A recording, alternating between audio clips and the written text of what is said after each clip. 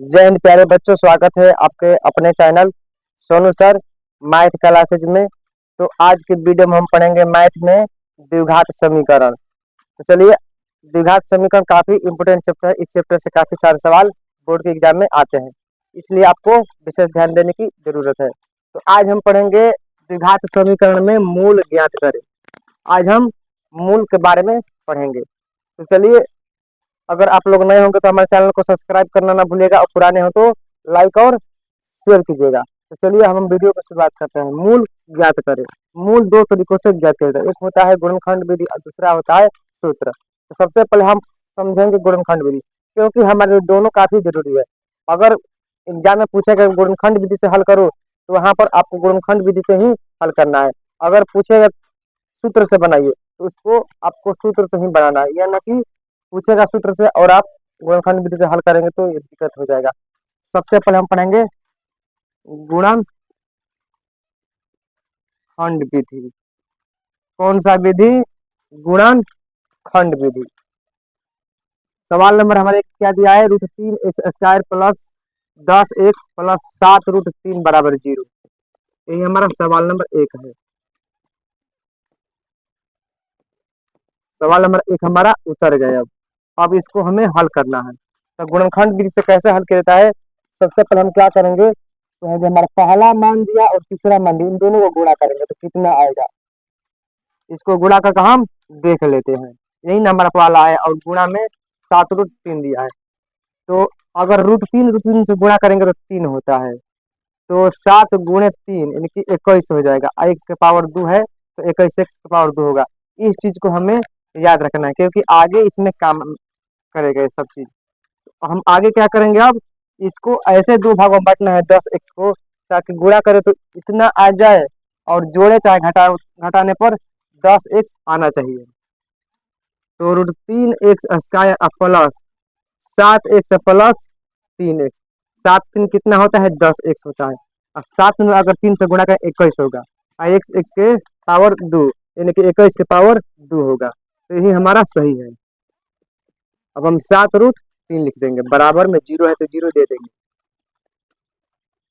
अब यहाँ पर हमारा क्या है? x है, यहाँ भी हमारा x है, यहाँ पर √3 है, यहाँ पर 7 है। तो इस स्थिति में हमारा क्या होगा, न तो 3 कटेगा ना 7 से, तो हम क्या करेंगे, हम सीधे यहाँ पर x लिख देंगे कॉमन में। ऐसा कॉमन लेना है जिस कॉमन से दोनों का भाग हो जाए। तो हमने कॉमन में क्या लिया? x कॉमन लिया। तो यहाँ पर हम क्या लिखेंगे? √3x, क्योंकि अगर दो x रहेगा तो एक x बाहर चला गया तो एक x अंदर रहेगा। और प्लस क्या हो जाएगा यहाँ पर? 7, क्योंकि हम x कॉमन लिए हैं। यहाँ पर x हम नहीं लिखेंगे इसलिए। प्लस यहाँ पर क्या होगा? √3। अब यह √3 कहाँ से आया, यह बात समझने वाली है कि √3 कहाँ से आया। तो इसको हमने क्या किया? कॉमन लिया। √3 कॉमन लिया तो क्या हुआ? √3 अंदर चला गया और √3 बाहर आ गया। √3 कितना होता है? 3। अगर हम √3 से √3 में गुणा करेंगे तो हमारा 3 प्राप्त होगा। तो इसको हमने कहाँ रखा? यहाँ पर। और इसको हमने कहाँ रखा? अंदर।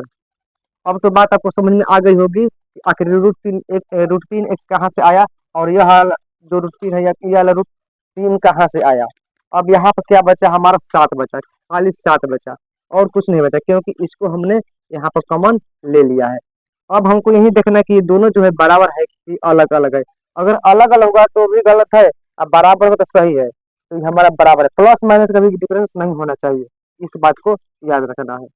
तो हम क्या लिखेंगे? x plus √3, x plus √3। इन दोनों में किसी एक को हम लिख देंगे, क्योंकि दोनों क्या है? सेम है। दोनों क्या है? सेम है, बराबर है। x बराबर हो जाएगा -√3, एगो x बराबर हो जाएगा कितना? -7 में √3। इस प्रकार हमारे दोनों मान इसका निकल गया।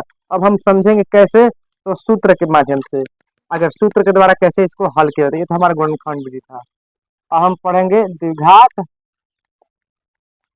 सूत्र से।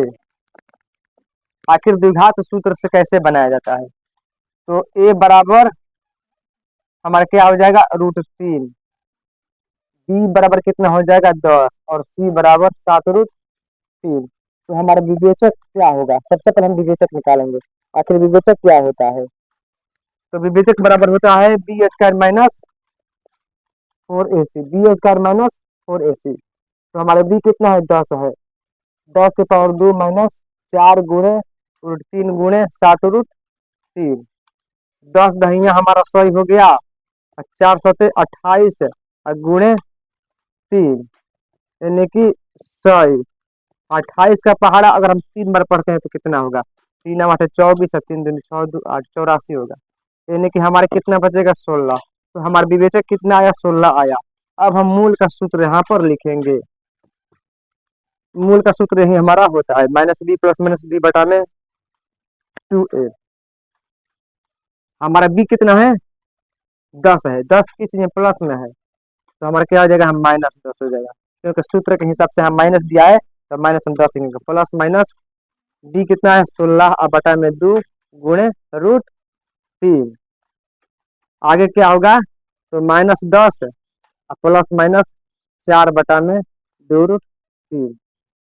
अब यहाँ पर क्या है, यहाँ पर प्लस माइनस दोनों हो करना है, तो हम क्या करेंगे, -10 -4 बटा में 2 √3, -10 प्लस 4 बटा में 2 √3। 10 और 4 कितना होता है, 14, माइनस में होगा हमारा 14 और बटा में 2 √3, -6 और बटा में 2 √3, 2 सते 14, 2 तिहाई 6। यहाँ पे क्या होगा, -7 बटा में √3, और यहाँ पे क्या होगा, तो 3 बटा में √3। और हमारा यहाँ पे आंसर आया है 1 √3 माइनस में, और यहाँ पे आया है -7 √3, जो कि हमारा ये वाला तो आ गया है, ये वाला कौन आ रहा है। तो हम क्या करेंगे, इसको क्या करेंगे, हम 3 को क्या कर देंगे, हम √9 कर देंगे, अब बटा में √3। ये भी क्या हमारा माइनस में है, क्योंकि हम माइनस का चिन्ह है, तो कटेगा तो क्या बचेगा, √3 बचेगा, जो कि माइनस में होगा। तो इस प्रकार हमारा क्या हो जाएगा, -7 बटा √3 और -√3। तो हमारे सूत्र के माध्यम में उस तरह भी हमारे आंसर उतना ही आना चाहिए जिस तरह गुणनखंड विधि से आ रहा है। तो हम उम्मीद करते हैं कि आप लोगों को वीडियो अच्छा लगा होगा और आपको समझ में भी आ गया होगा। तो आपको दूसरा नंबर सवाल बनाकर दिखाना है, अगर नहीं आएगा तो कमेंट में बताइएगा। तब तक के लिए जय हिंद।